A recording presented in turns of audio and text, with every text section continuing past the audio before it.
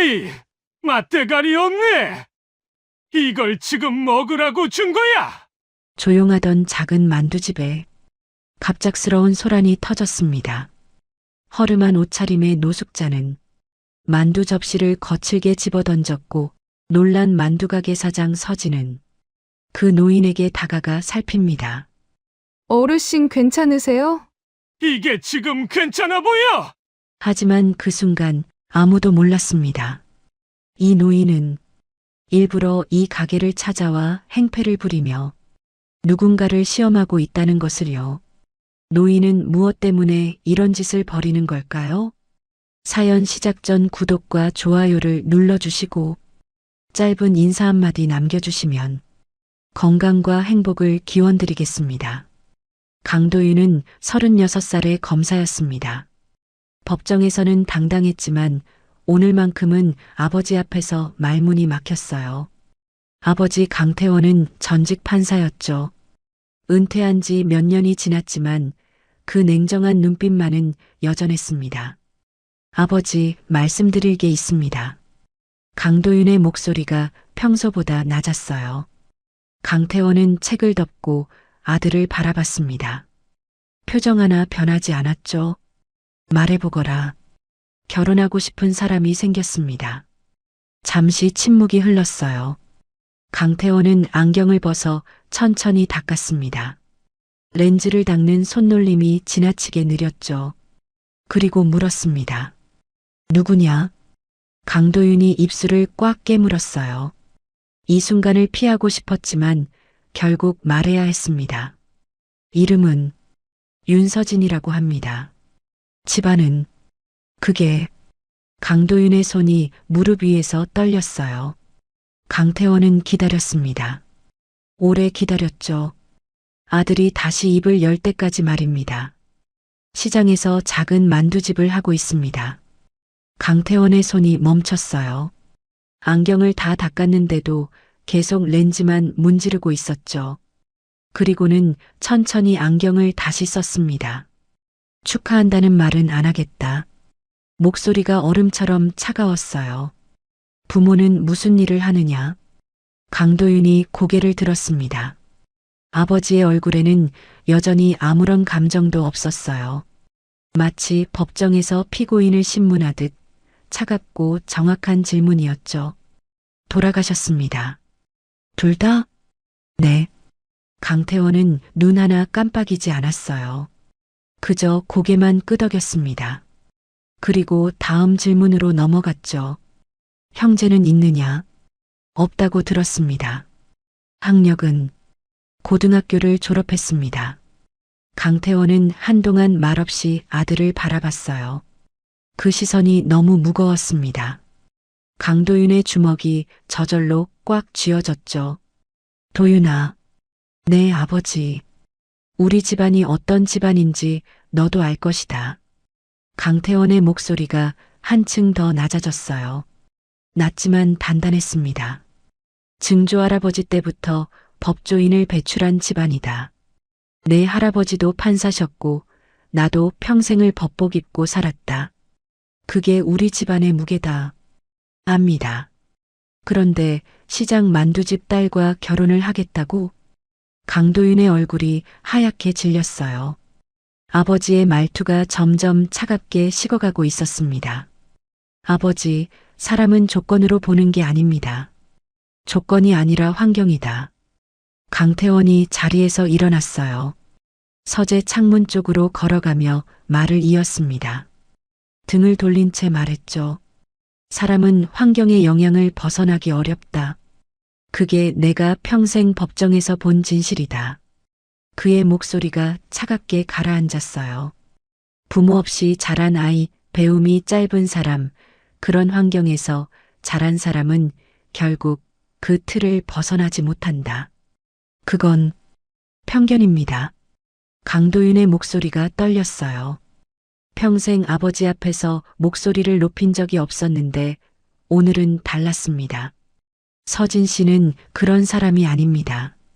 성실하고 따뜻하고 누구보다 착한 사람이에요. 착함으로 결혼 생활을 유지할 수 있다고 생각하느냐? 적어도 조건보다는 낫습니다. 조건을 무시하는 게 아니라 현실을 보라는 거다. 강태원은 여전히 창밖을 보고 있었어요. 아들을 쳐다보지도 않았습니다. 법조인의 아내가 된다는 건 쉬운 일이 아니다. 모임도 많고 격식도 지켜야 하고 말 한마디 한마디가 조심스러운 자리다. 그가 천천히 돌아섰어요. 만두집에서 일하던 사람이 그걸 감당할 수 있겠느냐?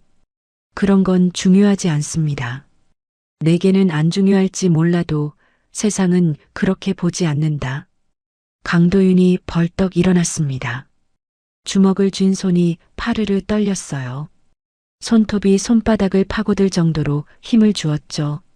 아버지는 한 번도 그 사람을 보지 않고 판단하시는 겁니까? 판단은 증거로 하는 거다. 강태원이 한 걸음 다가왔어요. 두 사람 사이의 거리가 좁혀졌습니다. 그리고 지금 내가 가진 증거만으로도 충분하다. 저는 결혼할 겁니다. 아버지가 반대하셔도. 강태원의 눈빛이 날카로워졌어요. 그는 아들을 똑바로 바라봤습니다. 목소리가 낮게 깔렸죠. 내가 허락하지 않는 결혼은 결혼이 아니다. 강도윤은 더 이상 말하지 못했어요.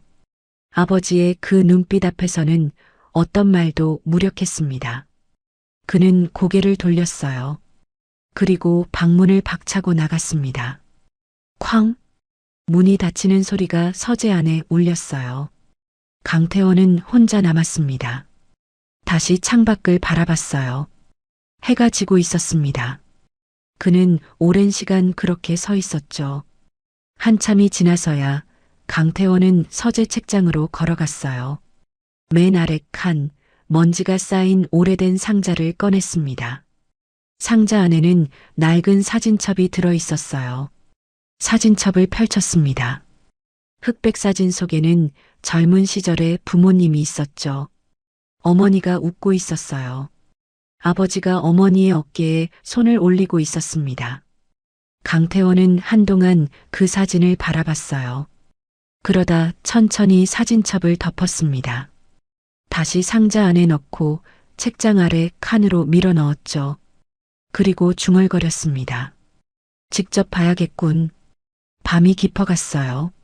서재의 불빛만이 홀로 켜져 있었습니다. 강태원은 책상 앞에 앉아 오래 생각에 잠겼어요. 판단은 증거로 한다고 했습니다.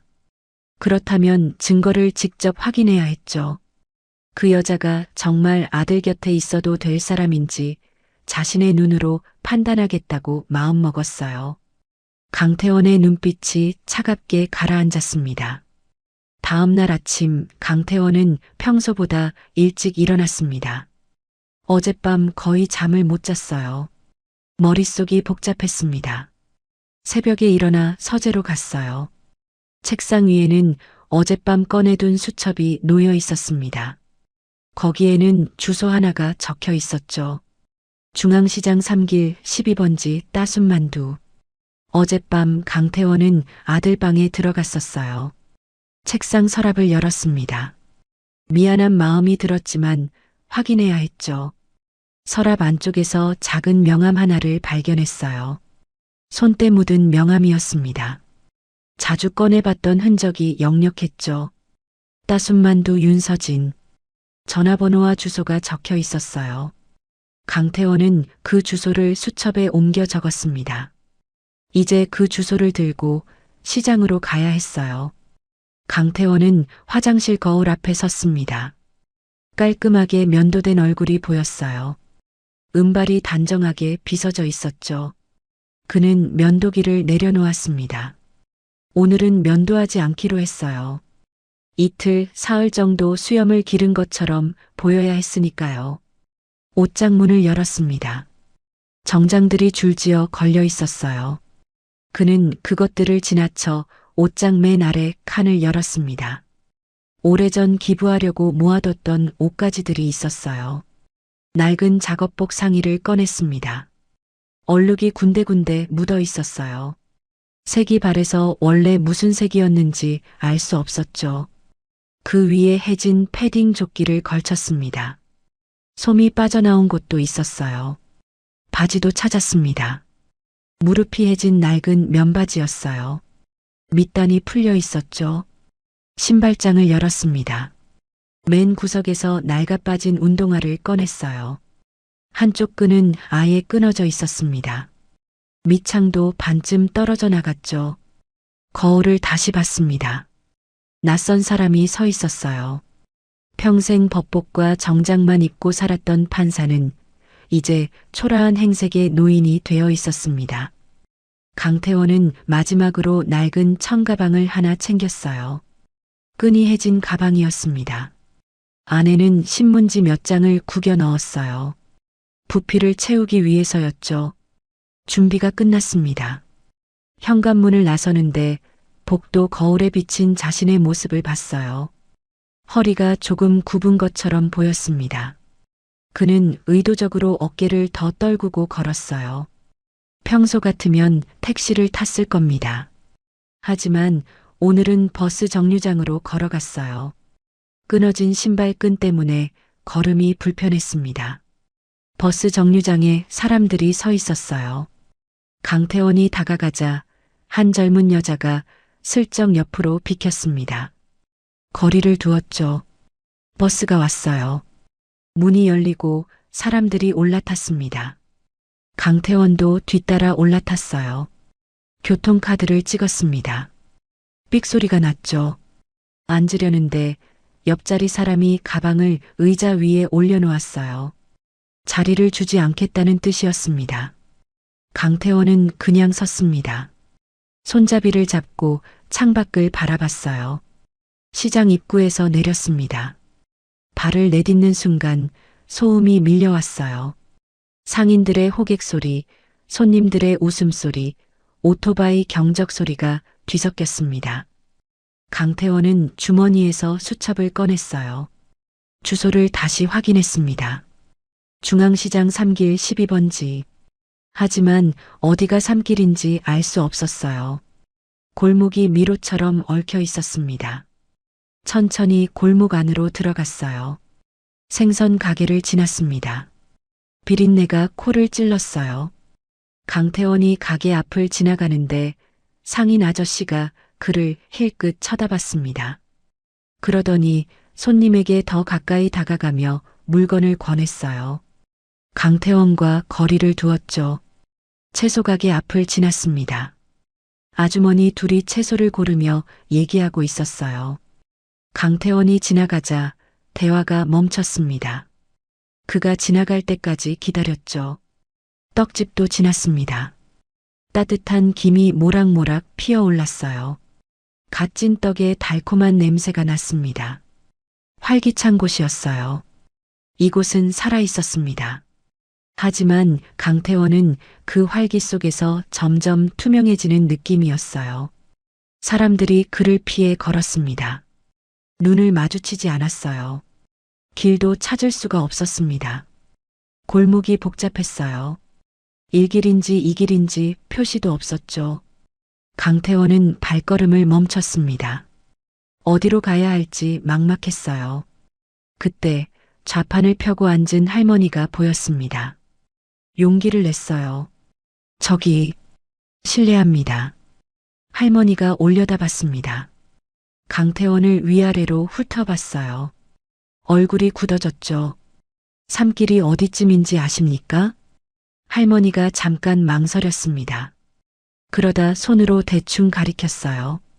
저기 더 들어가. 큰 약국지나. 감사합니다.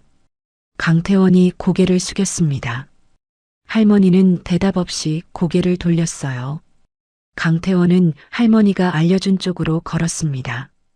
가슴 한쪽이 서늘했어요. 이게 세상이구나. 평생 판사로 살았습니다. 사람들은 그를 존경했고 공손했고 조심스러워했어요. 하지만 이 옷을 입으니 세상이 완전히 달라 보였습니다. 아니, 세상은 변하지 않았어요. 단지 자신이 달라진 것뿐이었죠. 약국이 보였습니다. 그 옆 골목으로 접어들었어요. 좁은 길이었습니다. 양옆으로 작은 가게들이 늘어서 있었어요. 그리고 드디어 보였습니다. 따순 만두. 낡은 간판이었어요. 글씨가 조금 바랬지만 정갈했습니다.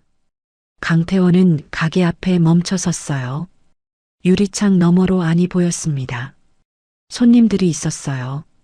많지는 않았지만 자리가 거의 찼습니다. 다들 만두를 먹고 있었어요. 소란스럽지 않았습니다. 조용하고 편안한 분위기였죠. 그리고 윤서진이 보였습니다. 33쯤 되어 보이는 여자였어요. 머리를 단정하게 묶고 앞치마를 두르고 있었습니다. 손님에게 만두를 내주고 있었어요. 웃고 있었습니다. 과하지 않은 자연스러운 미소였죠. 강태원은 한동안 그 모습을 지켜봤어요. 윤서진의 손이 만두를 빚고 있었습니다. 능숙했어요. 반죽을 펴고 소를 넣고 주름을 잡는 동작이 물 흐르듯 자연스러웠죠. 평범한 풍경이었어요. 특별할 것도 없었습니다. 하지만 강태원은 쉽게 발걸음을 떼지 못했어요. 문 앞에서 망설였습니다.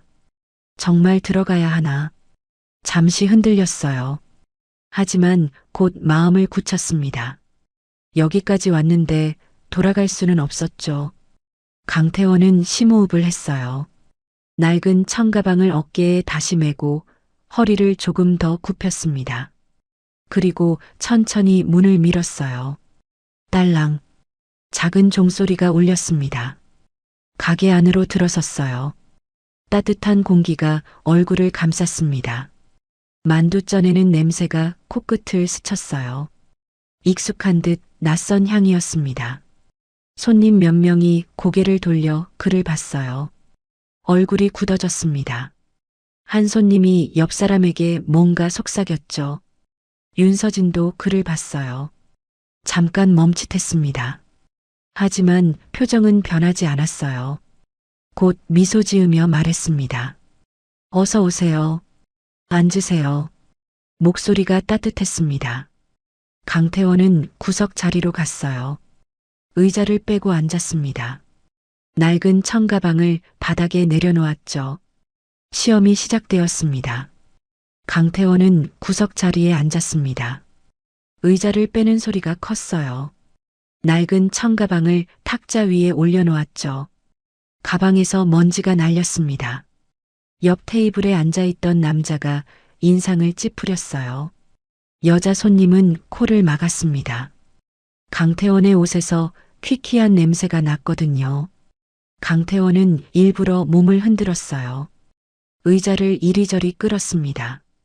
테이블을 손으로 더듬었죠. 손때 묻은 손이 테이블 위를 천천히 문질렀습니다. 손님들이 힐끗힐끗 쳐다봤어요. 한 아주머니가 옆 사람에게 속삭였습니다. 저 사람 왜 저래? 목소리가 작았지만 들렸어요. 강태원도 들었습니다. 윤서진이 주방에서 나왔어요. 손님 테이블로 만두를 들고 가는 중이었습니다. 강태원 쪽을 봤죠. 잠깐 멈칫했지만 곧 다른 손님 테이블에 만두를 놓았어요.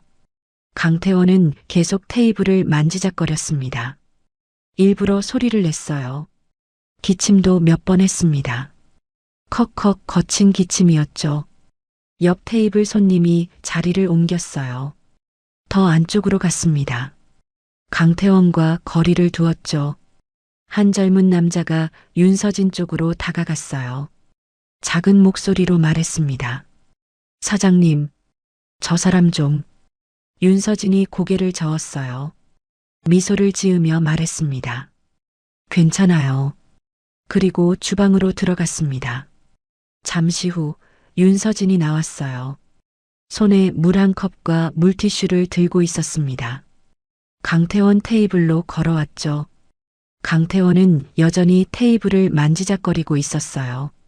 윤서진이 다가오는 걸 봤지만 모른 척했습니다. 윤서진이 테이블 위에 물컵을 놓았어요. 그리고 물티슈도 내밀었습니다. 목소리가 조용했어요. 추우셨죠? 물 드세요. 강태원이 올려다봤습니다. 윤서진이 웃고 있었어요. 과하지 않은 미소였습니다. 동정도 거부감도 없었죠. 그냥 자연스러웠어요. 강태원은 아무 말 없이 물티슈를 집어들었습니다. 손을 대충 닦았어요. 물티슈가 시커멓게 변했습니다. 윤서진은 그 모습을 보고도 표정이 변하지 않았어요. 그저 고개만 끄덕이고 주방으로 돌아갔습니다. 잠시 후 윤서진이 다시 나왔습니다. 이번엔 만두 한 접시를 들고 있었어요. 김이 모락모락 올라왔습니다. 갓 쪄낸 만두였죠. 강태원 테이블에 놓았습니다. 드세요. 강태원이 물었어요. 목소리가 거칠었습니다. 반말이었죠. 주문 안 했는데. 괜찮아요. 드세요. 윤서진의 목소리는 여전히 부드러웠습니다. 강태원을 내려다보지 않았어요. 시선을 맞췄습니다. 강태원은 만두를 내려다봤어요. 뜨겁게 김이 올라왔습니다. 윤서진이 주방으로 돌아갔어요. 강태원은 젓가락을 집어들었습니다. 만두를 하나 집었어요. 입 가까이 가져갔습니다. 그리고 갑자기 소리쳤어요. 뜨거워. 손을 확 흔들었습니다. 만두가 젓가락에서 떨어졌어요. 접시가 테이블에서 미끄러졌습니다. 쨍그랑. 접시가 바닥에 떨어졌어요.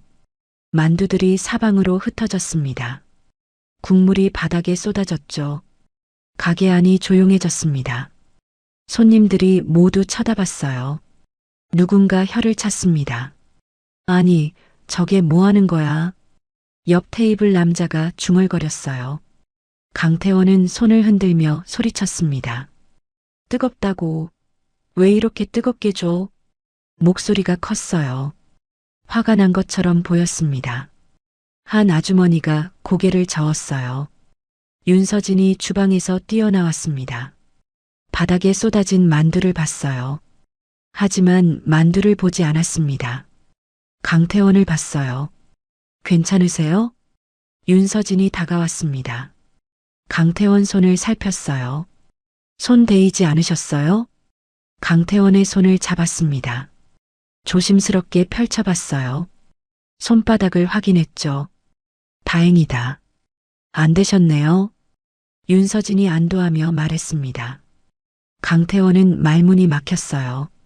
윤서진이 자기 손을 걱정하고 있었습니다. 바닥에 쏟아진 만두가 아니라 자신을 먼저 걱정했어요. 아니, 괜찮아. 강태원이 손을 빼려고 했어요. 하지만 윤서진은 한 번 더 확인했습니다. 정말 안 아프세요? 안 아파. 강태원이 짧게 대답했습니다. 윤서진이 그제야 손을 놓았어요. 그리고 주방으로 갔습니다. 걸레와 쓰레받기를 가지고 나왔죠. 바닥에 쪼그려 앉았어요. 쏟아진 만두를 주었습니다. 국물을 닦았어요. 강태원은 그 모습을 내려다봤습니다. 윤서진은 화내지 않았어요. 한숨도 쉬지 않았습니다. 그냥 묵묵히 닦았어요. 제가 너무 뜨겁게 드렸나 봐요. 조금 식혀서 다시 드릴게요. 아니, 됐어. 강태원이 자리에서 일어났습니다. 낡은 청가방을 챙겼어요. 그냥 갈게. 잠깐만요. 윤서진이 일어났습니다. 주방으로 뛰어들어갔어요. 잠시 후 비닐봉지를 들고 나왔습니다. 안에 만두가 몇 개 들어 있었어요. 이거라도 가져가세요. 식었으니까 안 뜨거워요. 강태원은 그 봉지를 바라봤습니다. 받을 수가 없었어요. 안 돼. 돈도 없는데. 괜찮아요. 드세요. 윤서진이 강태원 손에 봉지를 쥐어줬습니다. 따뜻했어요. 봉지가 아니라 손길이 따뜻했습니다. 강태원은 아무 말도 못했어요. 그냥 봉지를 받아들었습니다. 조심히 가세요. 윤서진이 말했어요. 강태원은 고개를 끄덕였습니다. 그리고 가게 문을 열고 나갔어요. 딸랑. 종소리가 울렸습니다. 밖으로 나온 강태원은 한참을 서 있었어요. 손에 든 비닐봉지가 따뜻했습니다. 가슴 한쪽이 불편했어요. 뭔가 찜찜했습니다. 연기일 수 있어. 속으로 중얼거렸습니다. 손님들 보는 앞에서 화낼 수 없었던 거야. 계산된 거야. 하지만 윤서진의 얼굴이 떠올랐어요. 괜찮으세요? 손 대이지 않으셨어요? 그 목소리가 귓가에 맴돌았습니다. 진짜 걱정하는 목소리였어요. 만두가 아니라 사람을 먼저 걱정하는 목소리였죠. 강태원은 고개를 저었어요. 시장 골목을 걸어 나갔습니다. 버스 정류장까지 걸었어요. 손에 든 봉지가 계속 느껴졌습니다. 버스를 기다리며 생각했어요. 한 번 더 가봐야겠어. 강태원은 마음먹었습니다. 한 번으론 부족했어요. 더 확인해야 했습니다. 버스가 왔어요. 강태원은 버스에 올라탔습니다. 창밖을 보며 생각했어요. 내일 다시 가야겠다고. 하지만 가슴 한쪽이 무거웠습니다. 처음 느껴보는 감정이었어요. 죄책감이었습니다. 집으로 돌아온 강태원은 거실 탁자에 비닐봉지를 내려놓았습니다. 봉지 안에는 만두가 식어 있었어요. 거울을 봤습니다. 낡은 옷을 입은 노인이 서 있었어요. 낯설었습니다. 강태원은 옷을 벗었어요. 샤워를 했습니다. 뜨거운 물이 몸을 씻어냈죠. 하지만 가슴 한쪽의 무거움은 씻겨나가지 않았어요. 정장을 입었습니다. 다시 거울을 봤어요. 익숙한 자신이 돌아와 있었습니다. 서재로 갔습니다. 책상에 앉았어요. 하지만 책을 펼치지 못했습니다. 거실 탁자 위에 비닐봉지가 자꾸 눈에 들어왔거든요. 연기일 수 있어. 강태원은 속으로 중얼거렸습니다. 한 번 더 확인해야 해. 며칠이 지났습니다. 강태원은 다시 낡은 옷을 꺼냈어요. 거울 앞에 섰습니다. 이번엔 더 철저하게 변장했어요. 머리를 헝클어뜨렸습니다.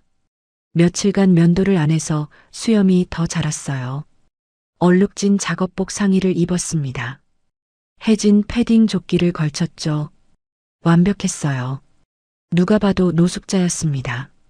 버스를 탔어요. 시장으로 갔습니다. 따순 만두 앞에 섰습니다.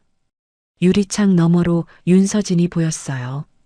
만두를 빚고 있었습니다. 강태원은 심호흡을 했어요. 그리고 문을 열었습니다. 딸랑. 종소리가 울렸어요. 윤서진이 고개를 들었습니다. 강태원을 봤어요. 잠깐 놀란 표정이었죠. 하지만 곧 미소 지었습니다. 또 오셨네요. 어서 오세요. 강태원은 대답하지 않았어요. 그냥 구석 자리로 갔습니다. 의자를 끌어당기는 소리가 컸죠. 낡은 청가방을 탁자 위에 던졌습니다. 손님 몇 명이 쳐다봤어요. 눈살을 찌푸렸습니다. 윤서진이 다가왔습니다. 뭐 드릴까요? 만두. 강태원이 퉁명스럽게 말했어요. 반말이었습니다. 네, 잠시만요. 윤서진이 주방으로 들어갔어요. 강태원은 테이블을 손으로 탁탁 두드렸습니다. 일부러 소리를 냈어요. 옆 테이블 손님이 불편한 표정으로 쳐다봤습니다. 잠시 후 윤서진이 만두를 가져왔어요. 따뜻한 김이 올라왔습니다. 조심해서 드세요. 강태원은 대답하지 않았어요. 윤서진이 물러갔습니다. 강태원은 젓가락을 집어들었어요. 만두를 하나 집었습니다. 입에 넣었어요. 따뜻했습니다. 부드러웠어요.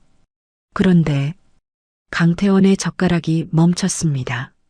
이 맛. 오래전 기억이 번개처럼 스쳐 지나갔어요.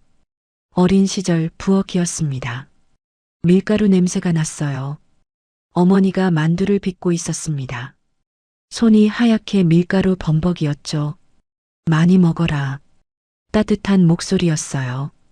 강태원은 숨이 막혔습니다. 왜? 어머니 만두 마시지? 손이 떨렸어요. 하지만 표정은 관리했습니다. 굳은 얼굴로 만두를 계속 씹었어요. 윤서진이 물을 가져왔습니다. 입에 맞으세요? 강태원이 고개를 들었어요. 일부러 인상을 썼습니다. 별로네. 짧게 내뱉었어요. 이게 만두야? 맛이 없어. 윤서진의 얼굴이 잠깐 굳었습니다. 하지만 금방 고개를 끄덕였어요. 그러세요. 잠시 생각하더니 말했습니다. 그럼 다른 거 하나 드릴게요. 잠깐만 기다리세요. 윤서진이 주방으로 들어갔어요. 강태원은 당황했습니다. 거절하려 했는데 이미 들어가 버렸어요. 얼마 후 윤서진이 작은 접시를 하나 더 들고 나왔습니다. 만두였는데 조금 달라 보였어요. 피가 얇았습니다. 속이 비칠 정도로 투명했죠. 이건 편수예요. 할머니가 명절 때 만들어 주시던 건데 한번 드셔보세요. 강태원은 그 만두를 내려다봤습니다. 편수, 어머니도 만들어 주셨던 만두였어요. 명절 때면 꼭 만들었죠. 얇은 피에 고기와 숙주를 넣어서 강태원의 가슴이 철렁 내려앉았습니다. 젓가락을 들었어요. 편수를 조심스럽게 집어 올렸습니다. 피가 너무 얇아서 찢어질 것 같았어요. 입에 넣었습니다. 씹었어요. 그 순간 강태원은 눈을 감았습니다. 똑같았어요. 어머니가 만들어주시던 그 맛 그대로였습니다. 얇은 피의 부드러움, 속 재료의 아삭한 식감, 은은한 간. 모든 게 똑같았어요. 강태원은 젓가락을 내려놓았습니다. 손이 떨렸어요. 이번엔 숨길 수가 없었습니다. 윤서진이 조용히 물었어요. 괜찮으세요? 강태원이 고개를 들었습니다. 목소리가 나오지 않았어요. 한참 후에야 겨우 말했습니다. 이건 어디서 배웠어? 반말이었지만 목소리가 떨렸어요. 윤서진이 미소 지었습니다. 할머니한테 배웠어요. 할머니가 실향민이셨어요. 실향민. 강태원이 중얼거렸습니다. 윤서진이 옆 의자에 잠깐 앉았어요. 손님이 많지 않은 시간이었습니다. 함경도에서 오셨대요. 고향 이야기는 잘 안 하셨는데 만두는 자주 만들어 주셨어요. 강태원은 편수를 내려다봤습니다. 명절 때 만들었어? 네. 추석이나 설날 때요. 피를 아주 얇게 밀어야 한다고 하시면서 윤서진이 말을 이었어요. 손이 많이 가는 음식이에요. 그래서 귀한 날에만 만드셨대요. 강태원의 가슴이 뜨거워졌습니다. 어머니도 그러셨어요. 명절 아침 일찍 일어나서 만두피를 밀었습니다. 너무 얇아서 손이 비칠 정도였죠. 왜 이렇게 얇게 만들어요? 어린 강태원이 물었었어요. 정성이 들어가야 맛있는 거야. 어머니가 웃으며 대답하셨죠. 강태원은 정신을 차렸습니다.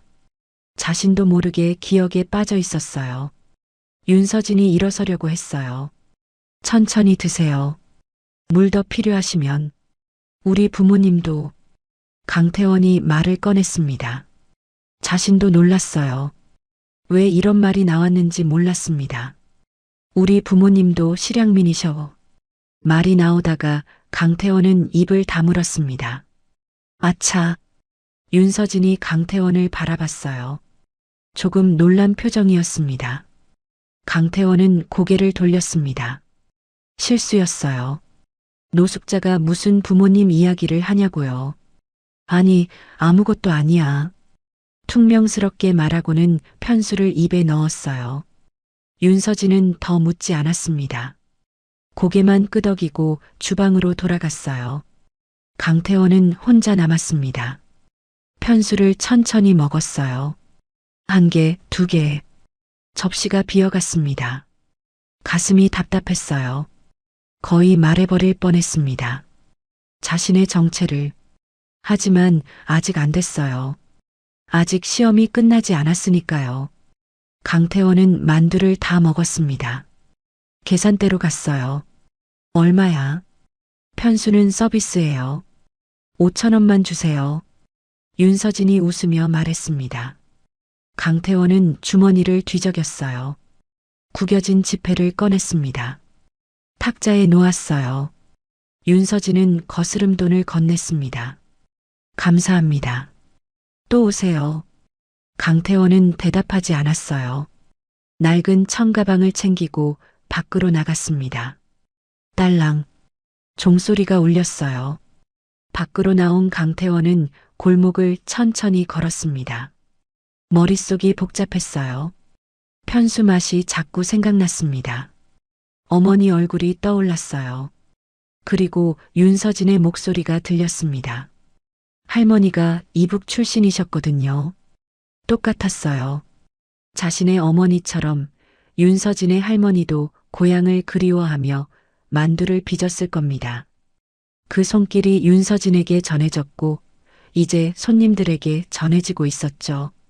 강태원은 발걸음을 멈췄습니다. 이건 시험이 아니야. 버스 정류장으로 갔어요. 버스를 기다리며 생각했습니다. 다시 가야 할까? 아니면 이제 그만둬야 할까? 하지만 마음속 깊은 곳에서는 이미 알고 있었어요. 다시 갈 거라는 걸. 편수가 먹고 싶어서가 아니었습니다. 윤서진과 이야기하고 싶었어요. 할머니 이야기를, 만두 이야기를 더 듣고 싶었습니다. 어쩌면 어머니 이야기도 하고 싶었는지 모릅니다. 버스가 왔어요. 강태원은 버스에 올라탔습니다. 창밖을 보며 작게 중얼거렸어요. 다음엔 제대로 물어봐야지. 하지만 그게 언제가 될지는 몰랐습니다. 다음 날이었습니다. 강태원은 아침부터 마음이 불편했어요. 어제 먹었던 만두 맛이 자꾸 떠올랐습니다. 아니, 만두가 아니었어요. 윤서진의 목소리였습니다. 손이 기억하는 것 같아요. 그 말이 귓가에 맴돌았어요. 점심때가 되자 강태원은 다시 낡은 옷을 꺼냈습니다. 자신도 이해할 수 없었어요. 왜 또 가려는지 몰랐습니다. 버스를 탔어요. 시장으로 갔습니다. 따순 만두 앞에 도착했습니다. 하지만 문을 열지 못했어요. 강태원은 가게 앞을 서성였습니다. 문 앞에 섰다가 몇 걸음 물러섰다가 다시 다가갔다가 유리창 너머로 윤서진이 보였어요. 만두를 빚고 있었습니다. 손놀림이 능숙했어요. 들어가야 하나? 아니면 돌아가야 하나? 강태원의 마음이 흔들렸습니다. 평생 이렇게 우유부단한 적이 없었어요. 판사로 살 때는 모든 게 명확했습니다. 판결은 신속하고 정확했죠. 하지만 지금은 달랐어요. 문 하나를 열지 못하고 서성이고 있었습니다. 가게 문이 열렸어요. 딸랑. 윤서진이 나왔습니다. 강태원을 봤어요. 놀라지 않았습니다. 미소 지었죠. 말없이 문을 더 활짝 열어줬어요. 안으로 들어오라는 손짓이었습니다. 강태원은 그 눈빛을 마주쳤어요. 따뜻했습니다. 동정이 아니었어요. 그냥 자연스러웠습니다. 강태원은 고개를 숙이며 안으로 들어갔어요. 윤서진이 뒤따라 들어왔습니다. 문을 닫았어요. 강태원은 구석 자리로 갔습니다. 익숙한 자리였어요. 벌써 익숙해진 자리였죠. 윤서진이 물 한 잔을 가져왔어요. 테이블에 놓으며 고개만 끄덕였습니다. 뭘 드실지 물어보지 않았어요. 이미 알고 있었습니다. 주방으로 들어갔어요. 강태원은 혼자 남았습니다. 가게 안을 둘러봤어요. 손님이 몇 명 있었습니다. 다들 조용히 식사하고 있었어요. 벽에 걸린 흑백 사진이 눈에 들어왔습니다. 할머니가 만두를 빚는 사진이었어요. 손이 밀가루 범벅이었습니다. 강태원은 그 사진을 오래 바라봤어요. 자신의 어머니가 떠올랐습니다. 윤서진이 나왔어요. 만두를 가져왔습니다. 김이 모락모락 올라왔어요. 강태원은 젓가락을 들었습니다. 만두를 하나 집어 입에 넣었어요. 여전히 같은 맛이었습니다. 따뜻하고 부드럽고 담백했어요. 윤서진은 다른 손님 테이블로 갔습니다. 물을 채워주고 계산을 받고 테이블을 닦았어요. 바쁘게 움직였지만 서두르지 않았습니다. 강태원은 만두를 먹으며 윤서진을 지켜봤어요. 그때 가게 문이 열렸습니다. 딸랑. 아이들 둘이 들어왔어요. 8살, 10살쯤 되어 보였습니다. 옷이 낡았어요. 얼굴이 때 묻어 있었죠. 해진 운동화를 신고 있었습니다. 윤서진이 고개를 들었어요. 아이들을 보더니 눈이 커졌습니다. 너희들, 얼마만이야? 목소리가 반가웠어요. 아이들에게 다가갔습니다. 형이 쑥스럽게 웃었어요. 이모, 오래간만이에요. 그러게. 한 달도 넘었지? 어디 아팠어? 윤서진이 아이들을 살폈습니다. 걱정스러운 얼굴이었어요. 동생이 고개를 저었어요. 아니요. 형이랑 다른 데 가 있었어요. 밥은 잘 챙겨 먹었어? 윤서진이 쪼그려 앉아 동생과 눈높이를 맞췄습니다. 아이 얼굴을 들여다봤어요. 살이 빠진 것 같은데. 형이 동생을 감쌌어요. 잘 먹었어요. 걱정 마세요. 하지만 목소리가 작았습니다. 윤서진이 아이 머리를 쓰다듬었어요. 더 묻지 않았습니다. 대신 손을 잡았어요. 앉아. 이모가 만두 줄게. 아이들이 구석 자리에 앉았습니다. 강태원 옆 테이블이었어요. 윤서진이 주방으로 들어갔습니다. 잠시 후 만두 2접시를 들고 나왔어요. 김치, 단무지, 콩나물 무침까지 함께 놓았습니다. 접시가 상위에 가득했어요. 많이 먹어. 더 필요하면 말하고. 아이들이 눈을 반짝였습니다. 감사합니다. 허겁지겁 먹기 시작했어요. 배가 많이 고팠나 봤습니다. 동생이 만두를 입에 가득 넣었어요. 윤서진이 물을 더 가져다 줬습니다. 천천히 먹어. 체해. 동생 등을 토닥였어요. 아이들이 계속 먹었습니다. 접시가 금세 비었어요. 형이 고개를 들었어요. 이모, 잘 먹었어요. 배불러? 네. 윤서진이 웃었습니다. 그러다 뭔가 생각난 듯 말했어요. 잠깐만. 주방으로 들어갔어요. 냉장고를 열었습니다. 반찬통 몇 개를 꺼냈어요. 비닐봉지에 담았습니다. 만두도 몇 개 더 넣었어요. 나와서 아이들에게 건넸습니다. 이거 집에 가져가. 내일 아침에 먹어. 형이 망설였어요. 괜찮아요. 가져가. 배고프면 언제든지 와. 알았지? 이모 여기 있으니까 힘들면 그냥 와. 윤서진이 아이들 손에 봉지를 쥐어줬습니다. 형이 고개를 숙였어요. 목소리가 떨렸습니다. 감사합니다. 됐어. 조심히 가. 아이들이 봉지를 꼭 안고 가게를 나갔어요. 뒤돌아보며 손을 흔들었습니다. 윤서진이 손을 흔들어줬어요. 아이들이 골목 모퉁이를 돌아 사라질 때까지 지켜봤습니다. 강태원은 그 모습을 다 봤어요. 가슴이 무거웠습니다. 윤서진은 빈 접시를 치우러 왔어요. 강태원 옆을 지나가며 물었습니다. 어르신, 물 더 드릴까요? 강태원이 고개를 저었어요. 윤서진이 접시를 들고 주방으로 들어갔습니다. 표정이 평온했어요. 아무렇지 않은 얼굴이었습니다.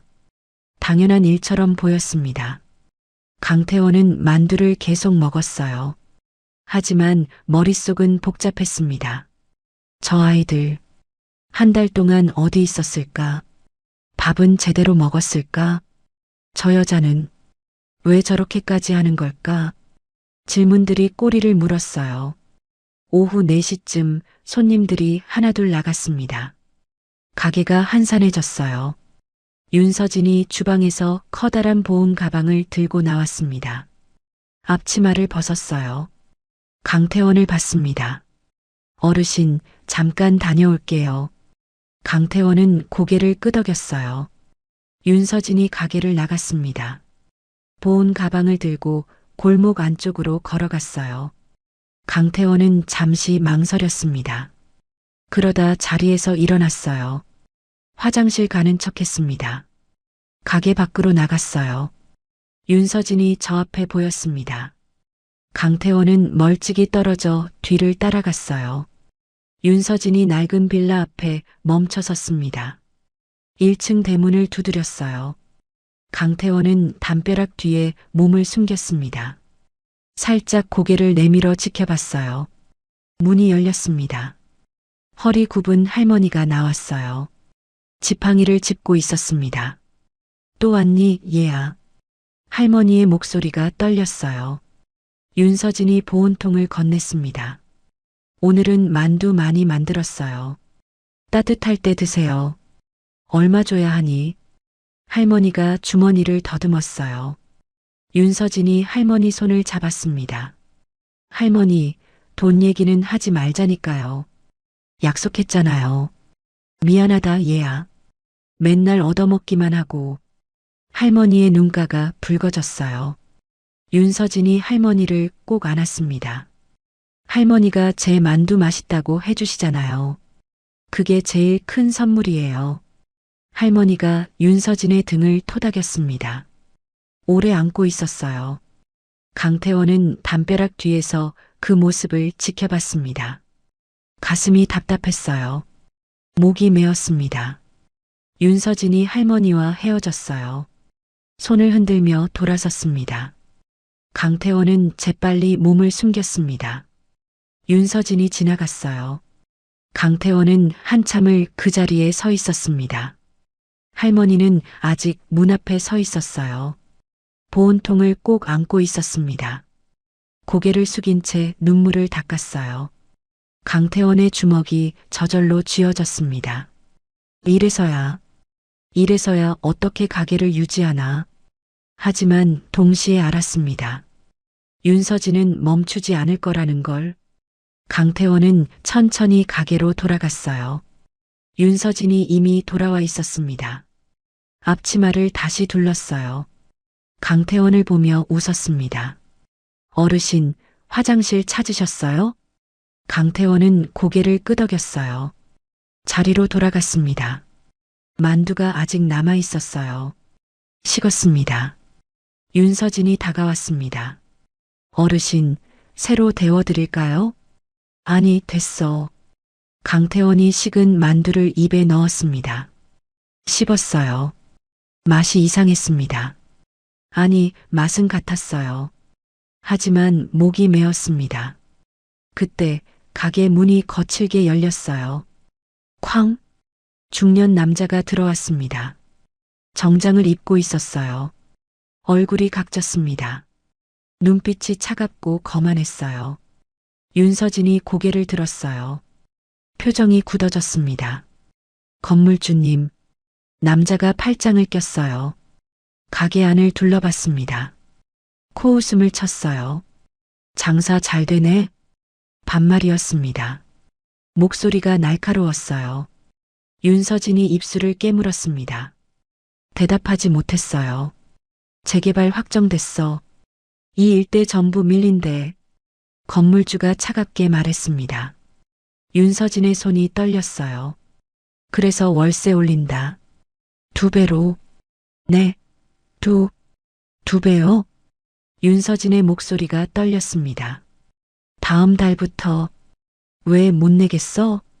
건물주가 비웃듯 물었어요. 그건 너무 갑자기. 나도 어쩔 수 없어. 재개발 들어오면 여기 땅값 뛰잖아. 당연히 월세도 올려야지. 건물주가 손목시계를 봤어요. 귀찮다는 표정이었습니다. 못 내겠으면 나가면 돼. 들어오고 싶어 하는 사람 줄 서 있으니까. 조금만 시간을 주시면. 윤서진이 고개를 숙였습니다. 1달. 그때까지 결정해. 내든지 나가든지. 건물주가 돌아서서 나갔습니다. 발걸음 소리가 거칠었어요. 쾅! 문이 닫혔습니다. 가게 안이 조용해졌어요. 윤서진은 한참을 그 자리에 서 있었습니다. 어깨가 축 처졌어요. 강태원은 그 뒷모습을 봤습니다. 가슴이 무너지는 것 같았어요. 윤서진이 천천히 주방으로 들어갔습니다. 문을 닫았어요. 하지만 벽 너머로 흐느끼는 소리가 들렸습니다. 강태원은 만두를 내려다봤어요. 입맛이 완전히 사라졌습니다. 월세가 2배, 아이들에게 공짜로 주고 노인에게 음식을 가져다 주고 반찬까지 챙겨주고 어떻게 2배를 내나? 강태원의 주먹이 떨렸어요. 하지만 동시에 알았습니다. 윤서진은 그래도 멈추지 않을 거라는 걸. 아이들에게 만두 주는 것도, 노인에게 음식 가져다 주는 것도, 반찬 챙겨주는 것도. 왜냐하면 그게 이 사람의 삶이니까. 선택이 아니었습니다. 원래 그렇게 살아온 사람이었어요. 강태원은 계산대로 갔습니다. 한참 후 윤서진이 나왔어요. 눈이 빨갛게 충혈되어 있었습니다. 5,000원입니다. 목소리가 떨렸어요. 강태원은 10,000원을 냈습니다. 거스름돈을 받으려다 손을 걷었어요. 거스름돈은 됐어. 그리고 가게를 나갔습니다. 딸랑. 종소리가 울렸어요. 강태원은 골목을 천천히 걸었습니다. 가슴이 무거웠어요. 머리가 복잡했습니다. 이 사람은 버티는 게 아니라 그냥 사는 거구나. 시험은 끝났습니다. 아니, 시험이 필요 없었어요. 윤서진은 증명하려 들지 않았습니다. 그냥 자신의 삶을 살았어요. 그게 전부였습니다. 버스에 올라타 창밖을 봤어요. 이제 어떻게 해야 하지? 더 이상 시험할 수 없었습니다. 이제는 다른 방법을 찾아야 했어요. 며칠이 지났습니다. 강태원은 또다시 따순 만두를 찾았어요. 이제는 핑계도 없었습니다. 시험도 아니었어요. 그냥 가고 싶었습니다. 가게 근처에 도착했을 때였어요. 트럭 한 대가 가게 앞에 서 있었습니다. 남자 셋이 내렸어요. 작업복을 입고 있었죠. 인부들이었습니다. 강태원은 골목 모퉁이에서 멈춰 섰어요. 뭔가 불길했습니다. 윤서진이 가게 문 앞에 서 있었어요. 인부들과 마주하고 있었습니다. 이 자리 비워야 해. 건물주가 나가라고 했어. 인부 하나가 거친 목소리로 말했습니다. 월세도 못 낸다며? 그럼 나가야지. 윤서진이 두 손을 모았어요. 조금만 기다려주세요. 다음 달까지만요. 꼭 낼 수 있어요. 우리도 일해야 한다고. 건물주가 오늘까지 비우라고 했어. 인부가 가게 문을 잡았습니다. 손잡이를 흔들었어요. 이거 다 뜯어내야 하니까 비켜. 윤서진이 문을 붙잡았습니다. 안 됩니다. 여기 제 가게예요. 제발이요. 목소리가 떨렸어요. 아가씨, 우리랑 싸워봤자 소용없어. 건물주한테 가서 얘기해. 인부가 윤서진의 손을 떼어냈습니다. 윤서진이 비틀거렸어요.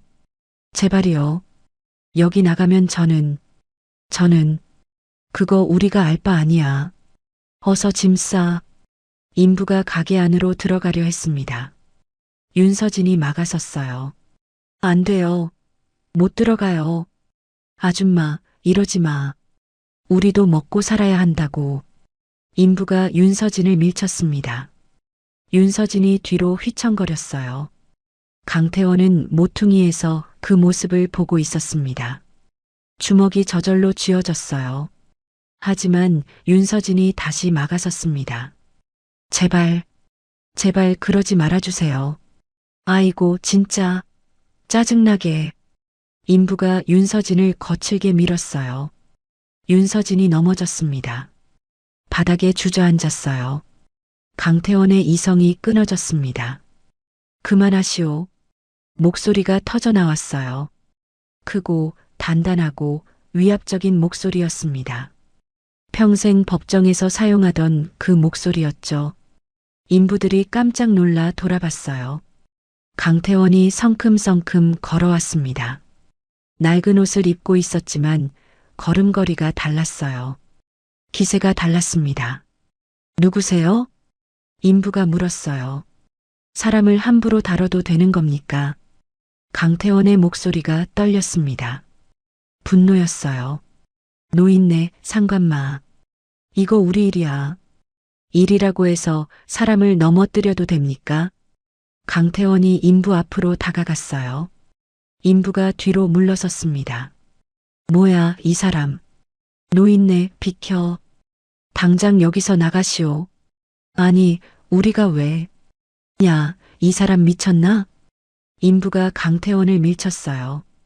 강태원이 비틀거렸습니다. 하지만 물러서지 않았어요. 다시 인부에게 다가갔습니다. 나가라고 했습니다. 이 양반이 진짜. 인부가 화가 났어요. 주먹을 쥐었습니다. 강태원을 향해 팔을 휘둘렀어요. 그 순간 윤서진이 뛰어왔습니다. 강태원과 인부 사이로 몸을 던졌어요. 안 돼요. 인부의 팔이 윤서진의 팔을 쳤습니다. 아! 윤서진이 비명을 질렀어요. 몸이 뒤로 밀렸습니다. 강태원에게 부딪혔어요. 강태원이 윤서진을 받아냈습니다. 하지만 윤서진의 몸이 옆으로 꺾였어요. 쿵! 윤서진이 바닥에 넘어졌습니다. 팔과 허리가 땅에 부딪혔어요. 얼굴이 하얗게 질렸습니다.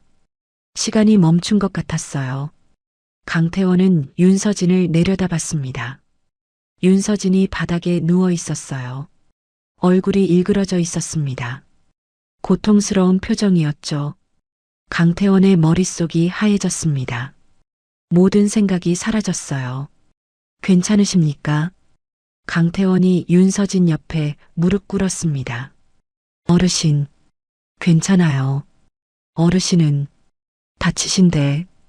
윤서진이 떨리는 목소리로 물었어요. 강태원은 대답할 수 없었습니다. 자신을 감싸다 다친 사람이 자신을 걱정하고 있었어요.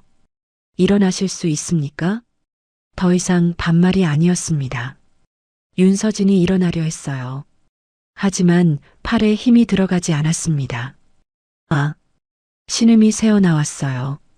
인부들이 당황한 표정으로 서 있었습니다. 우리는 그냥. 강태원이 고개를 들었어요. 눈빛이 차갑게 변했습니다. 당장 나가시오.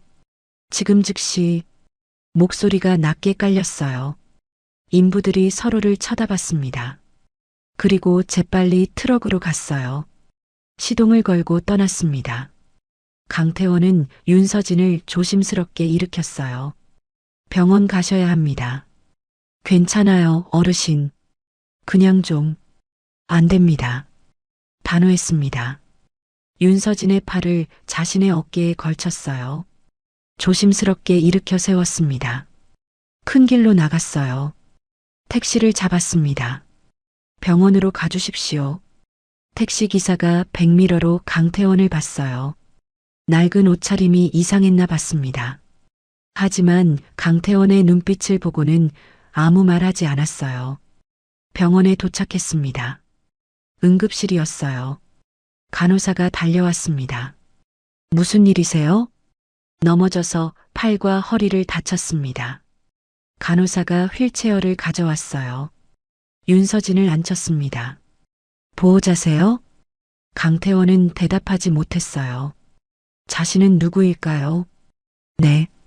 짧게 대답했습니다. 의사가 진찰했어요. 엑스레이를 찍었습니다. 강태원은 밖에서 기다렸어요. 의자에 앉아 두 손을 모았습니다. 떨렸어요. 나 때문이야. 내가 개입했으니까. 내가 화를 냈으니까. 죄책감이 가슴을 짓눌렀습니다. 의사가 나왔어요. 보호자분? 강태원이 벌떡 일어섰습니다. 다행히 골절은 없습니다. 타박상이에요. 팔과 허리에 심한 멍이 들었고요. 2주 정도 안정을 취하시면 괜찮아질 겁니다. 강태원은 숨을 내쉬었어요. 윤서진이 나왔습니다. 팔에 붕대가 감겨 있었어요. 어르신은 정말 괜찮으세요? 윤서진이 먼저 물었습니다. 강태원은 말문이 막혔어요. 괜찮습니다. 수납처로 갔어요. 윤서진이 가방을 뒤적였습니다. 제가 내겠습니다. 강태원이 카드를 냈어요. 계산이 끝났습니다. 밖으로 나왔어요. 하늘이 어두워지고 있었습니다. 택시 잡아줄게요. 어르신, 정말 고맙습니다. 어떻게 갚아야? 필요 없습니다. 강태원의 목소리가 차갑게 나왔습니다. 일부러였어요. 택시가 섰습니다. 문을 열어줬어요. 윤서진이 올라탔습니다. 어르신, 조심히 가십시오. 강태원이 돌아섰습니다. 뒤돌아보지 않았어요. 택시가 떠났습니다. 강태원은 골목으로 들어갔어요. 담벼락에 기댔습니다. 숨이 막혔어요. 윤서진이 자신을 감싸던 그 순간이 계속 반복되어 보였습니다. 안 돼요. 그 목소리가 귓가에 맴돌았어요. 강태원은 고개를 들어 하늘을 봤습니다. 이 사람을 시험할 자격이 내게 없었어. 처음부터 없었어. 오랜 시간이 흘렀습니다. 강태원은 천천히 집으로 돌아갔어요. 하지만 한 가지는 확실했습니다. 더 이상 시험은 없다는 것.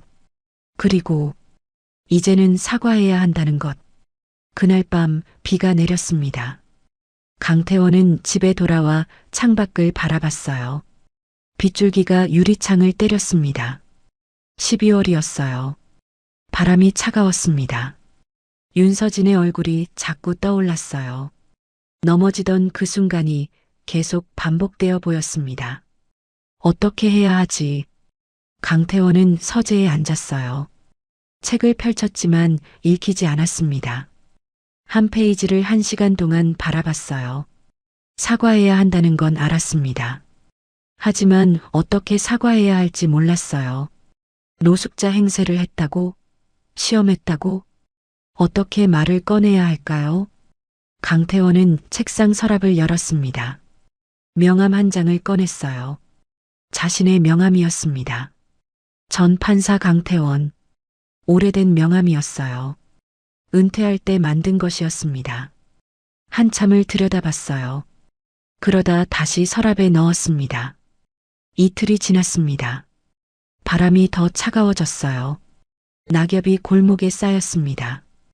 윤서진은 가게를 정리하고 있었어요. 그날 인부들이 문을 부수려다 도망갔지만 가게 입구가 망가져 있었습니다. 문틀이 흔들렸어요. 간판 한쪽이 떨어져 있었습니다. 팔이 아팠습니다. 붕대를 감은 팔로는 무거운 걸 들 수 없었어요. 서진아, 떡집 아주머니가 달려왔습니다. 어머, 이게 무슨 일이야? 괜찮아요, 언니. 제가 정리할게요. 무슨 소리야? 다쳤잖아.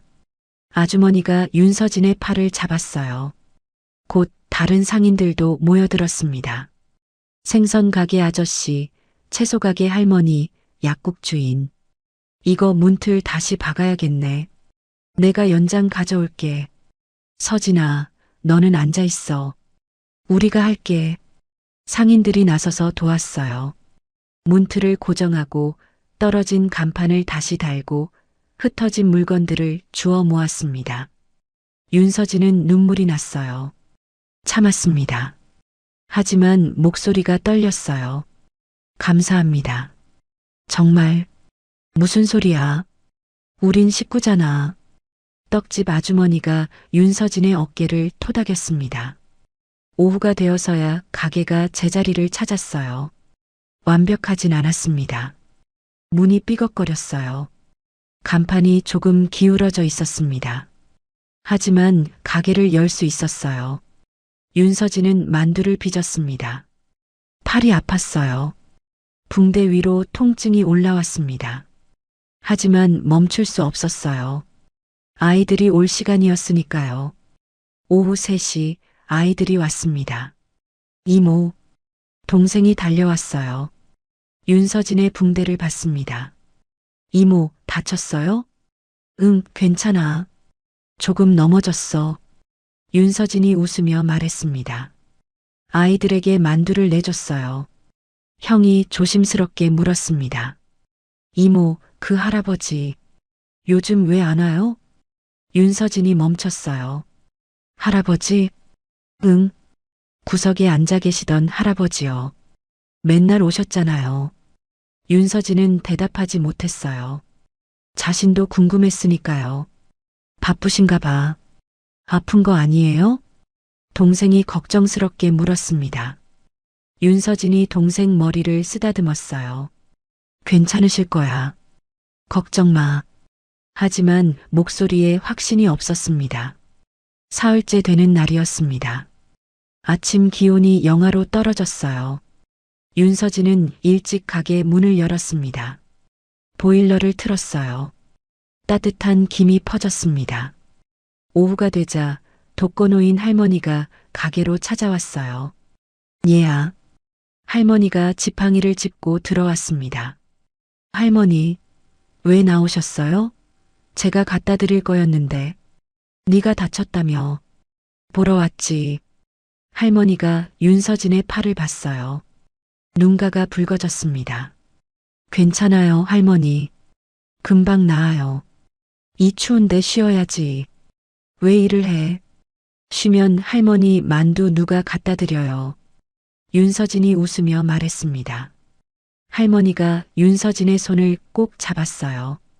한참을 그렇게 있었습니다. 나흘째, 닷새째, 엿새째. 날씨는 점점 더 추워졌습니다. 첫눈이 내렸어요. 윤서진은 새벽 5시에 일어나 가게로 갔습니다. 만두를 빚었어요. 팔이 아팠지만 손을 멈추지 않았습니다. 오후마다 아이들이 왔어요. 할머니에게 음식을 가져다 줬습니다. 쉬지 않았어요. 그리고 매일 문 밖을 봤습니다.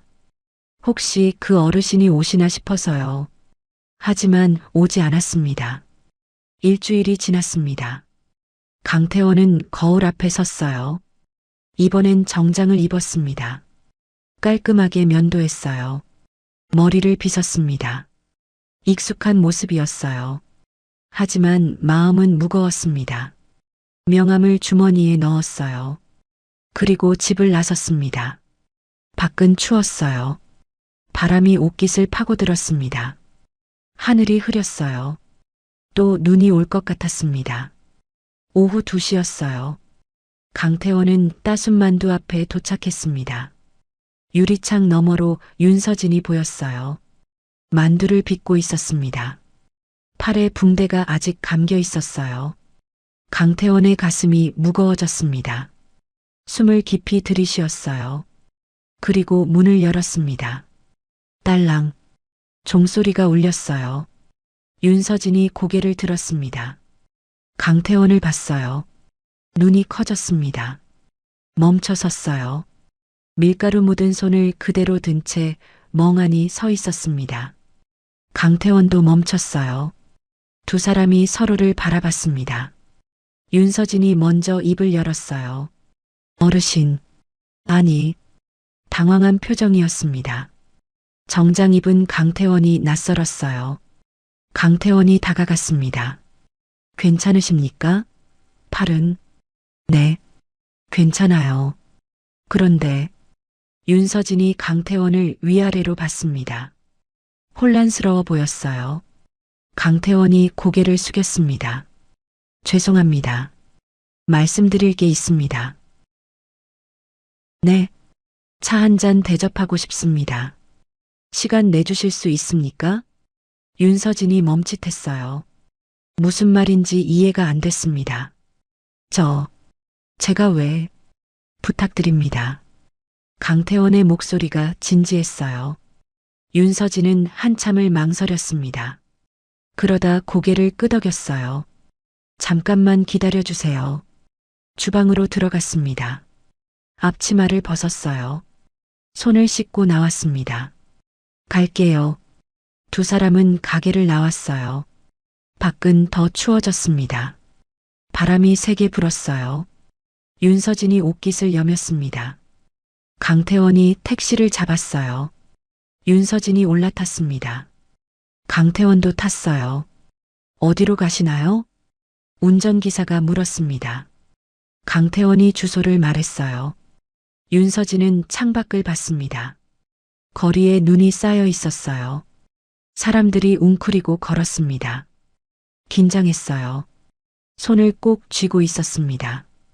택시가 멈췄어요. 조용한 주택가였습니다. 한옥 찻집이 하나 있었어요. 청담이라는 이름이 붙어 있었습니다. 정원에 눈이 소복이 쌓여 있었어요. 강태원이 먼저 내렸습니다. 문을 열어줬어요. 윤서진이 내렸습니다. 찻집을 올려다봤어요. 고급스러워 보였습니다. 여기 들어가시죠. 강태원이 앞서 걸었어요. 문을 열고 들어갔습니다. 내부는 따뜻했어요. 나무 향이 났습니다. 손님이 몇 명 없었어요. 다들 조용히 차를 마시고 있었습니다. 주인이 강태원을 봤어요. 고개를 숙여 인사했습니다. 어서 오십시오. 안쪽 방 비어 있습니까? 네, 안내해 드리겠습니다. 주인이 두 사람을 안쪽으로 안내했어요. 작은 방이 나왔습니다. 창문 너머로 작은 정원이 보였어요. 눈 덮인 정원이 고요했습니다. 편히 앉으십시오. 주인이 물러갔습니다. 윤서진은 방 안을 둘러봤어요. 깨끗하고 단아했습니다. 그림 한 점이 벽에 걸려 있었어요. 앉으시죠. 강태원이 말했습니다. 윤서진이 조심스럽게 앉았어요. 강태원도 맞은편에 앉았습니다. 침묵이 흘렀어요. 윤서진이 먼저 입을 열었습니다. 저기, 어르신이 먼저 사과드리겠습니다. 강태원이 말을 끊었어요. 그리고 깊게 고개를 숙였습니다. 그날 많이 놀라셨죠? 죄송합니다. 윤서진이 눈을 깜빡였어요. 무슨 말씀이세요? 강태원이 고개를 들었습니다. 윤서진을 똑바로 봤어요. 저는 노숙자가 아닙니다. 윤서진의 입이 벌어졌습니다. 제 이름은 강태원입니다. 전직 판사였습니다. 강태원이 명함을 꺼내 윤서진 앞에 놓았어요. 윤서진은 명함을 내려다봤습니다. 손이 떨렸어요. 저는 당신을 시험했습니다. 강태원의 목소리가 무겁게 가라앉았습니다. 그가 다시 고개를 숙였어요. 제가 틀렸다는 걸 말씀드리고 싶었습니다. 윤서진은 아무 말도 하지 못했어요. 그저 강태원을 바라봤습니다. 눈가가 뜨거워졌습니다. 윤서진은 명함을 내려다봤습니다. 전 판사 강태원. 글씨가 흐릿하게 보였어요. 눈물 때문이었습니다. 밖에서 바람소리가 들렸습니다. 창문을 흔드는 소리였어요. 하지만 방 안은 고요했습니다. 강태원이 말을 이었어요. 제 아들이 검사입니다. 결혼하고 싶다는 사람이 있다고 했어요. 목소리가 낮았습니다. 상대가 당신이었습니다. 윤서진의 손이 떨렸어요.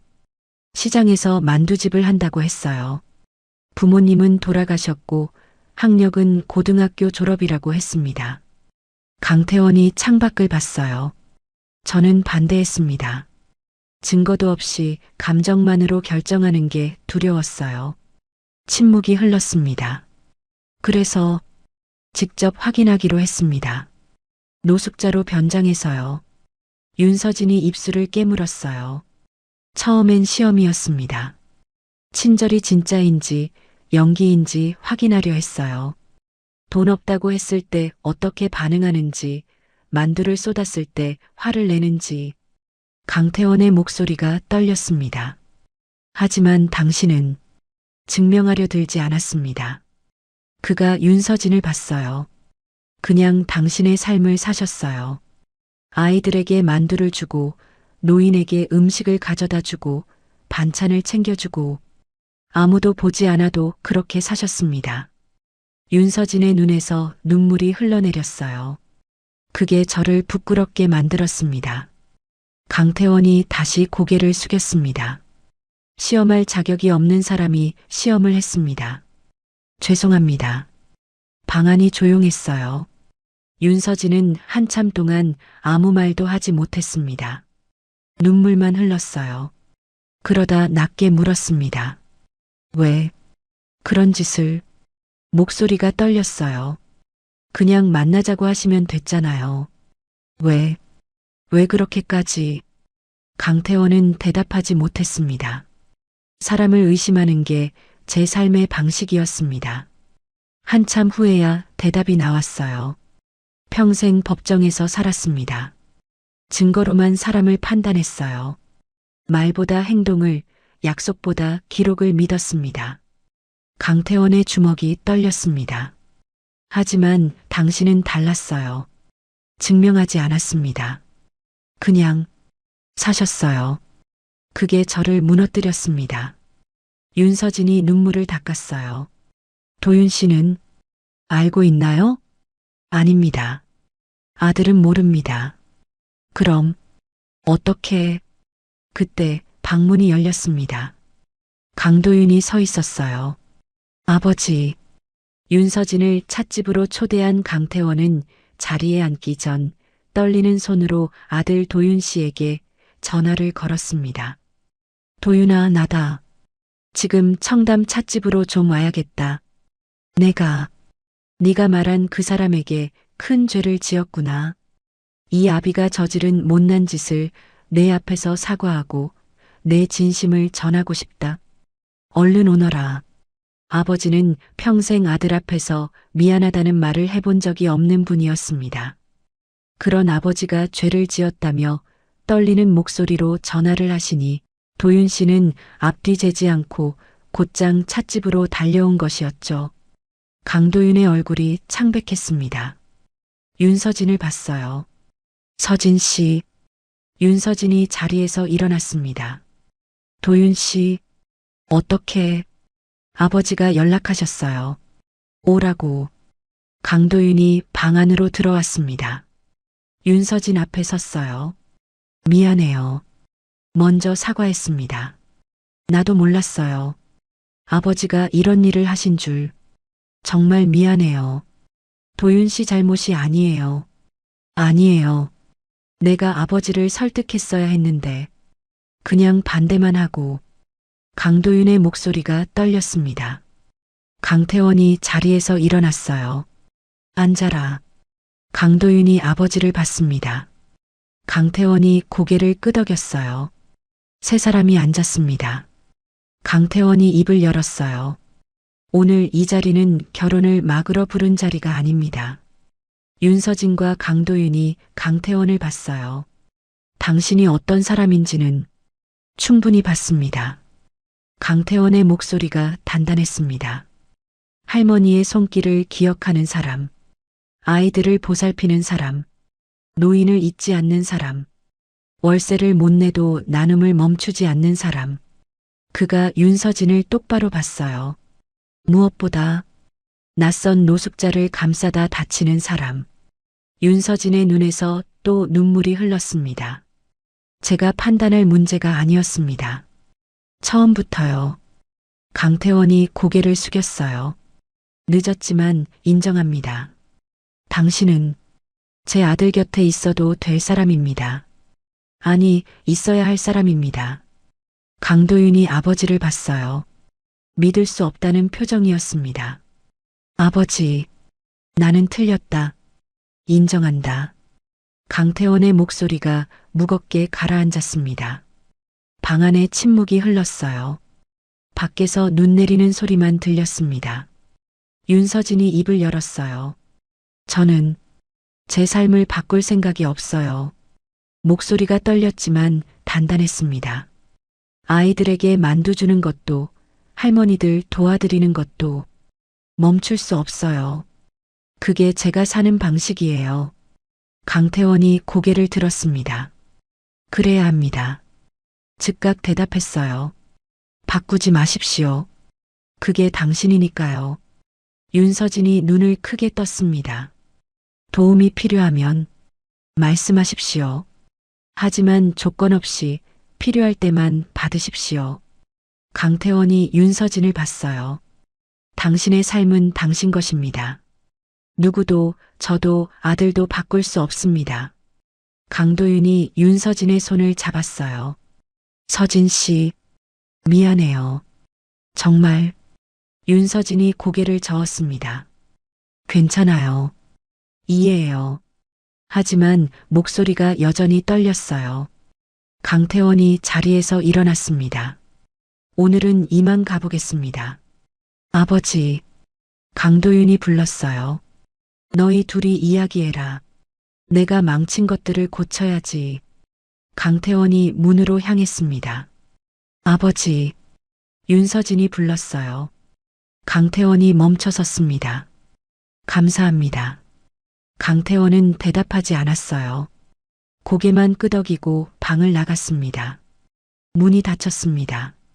강도윤과 윤서진만 남았어요. 두 사람은 한참 동안 말없이 앉아 있었습니다. 밖에서는 계속 눈이 내렸어요. 하지만 방 안은 따뜻했습니다. 강태원은 찻집 밖으로 나왔어요. 눈이 내리고 있었습니다. 거리가 하얗게 변해가고 있었어요. 차가운 바람이 얼굴을 스쳤습니다. 하지만 가슴은 조금 가벼워진 것 같았어요. 사과했습니다. 인정했어요. 이제 시작일 뿐이었습니다. 강태원은 천천히 걸었습니다. 눈을 맞으며 집으로 향했어요. 거리에 크리스마스 장식이 걸렸습니다. 하지만 시장 골목은 여전히 소박했어요. 다만 상인들이 조금씩 붉은 리본을 가게 문에 달기 시작했습니다. 강태원은 집에서 창밖을 바라봤어요. 눈이 또 내렸습니다. 올겨울은 유난히 추웠어요. 사과는 했습니다. 하지만 뭔가 끝나지 않은 것 같았어요. 마음 한쪽이 여전히 무거웠습니다. 다시 가야 하나 생각했어요. 하지만 어떤 모습으로 가야 할지 몰랐습니다. 그날 오후 강태원은 결심했어요. 옷장을 열었습니다. 이번엔 평소 입던 단정한 코트를 꺼냈어요. 낡은 옷이 아니었습니다. 정장도 아니었어요.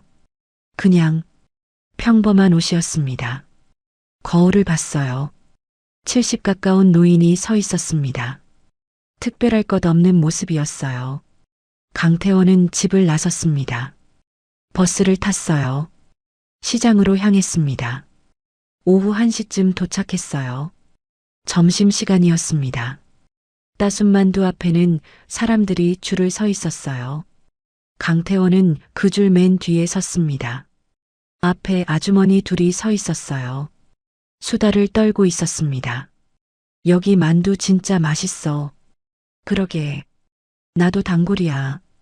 강태원은 묵묵히 기다렸어요. 줄이 천천히 움직였습니다.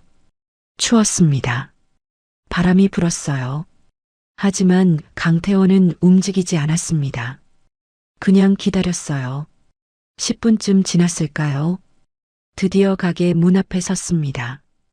유리창 너머로 윤서진이 보였어요. 손님들에게 만두를 내주고 있었습니다. 팔의 붕대는 풀렸어요.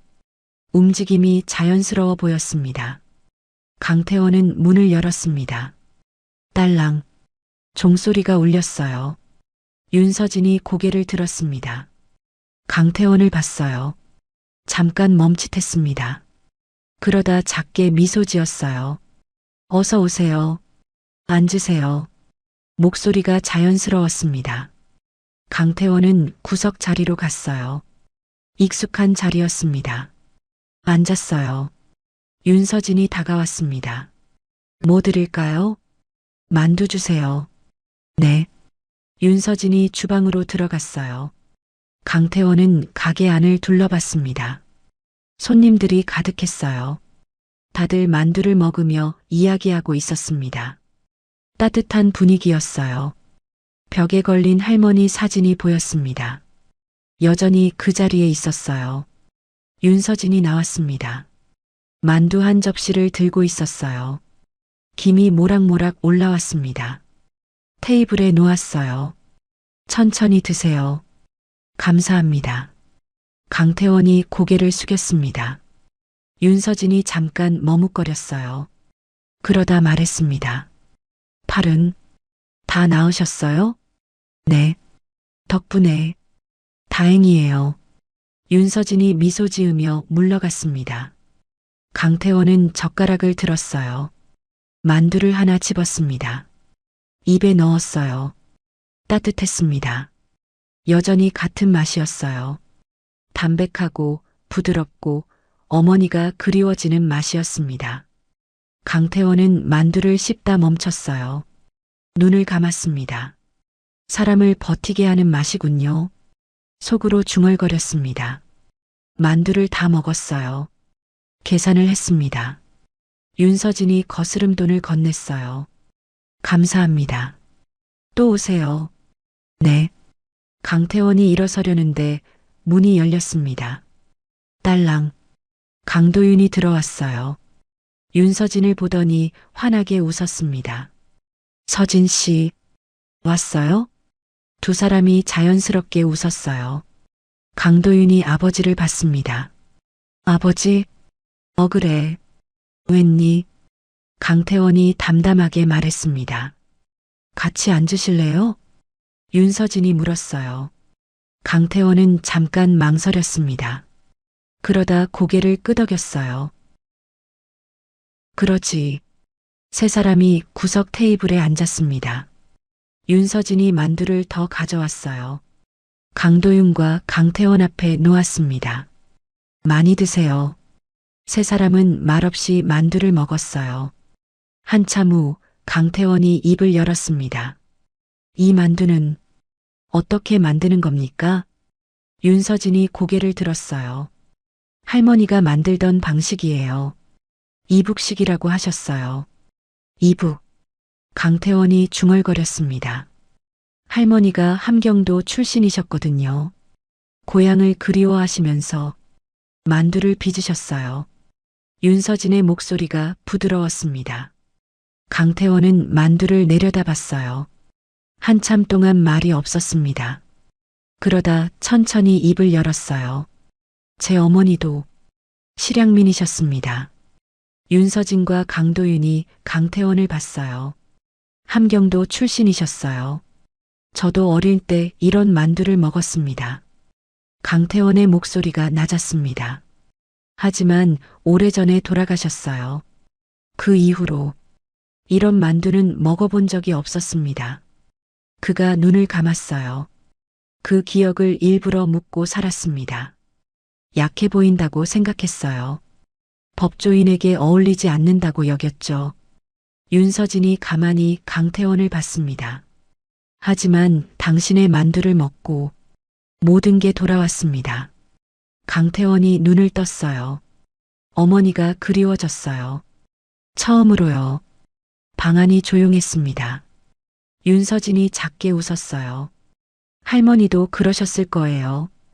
고향이 그리우셨겠죠. 그래서 만두를 빚으신 거예요. 네. 강태원이 고개를 끄덕였습니다. 세 사람은 다시 만두를 먹었어요. 말이 많지 않았습니다. 하지만 불편하지 않았어요. 따뜻한 침묵이었습니다. 손님들이 하나둘 나갔습니다. 가게가 한산해졌어요.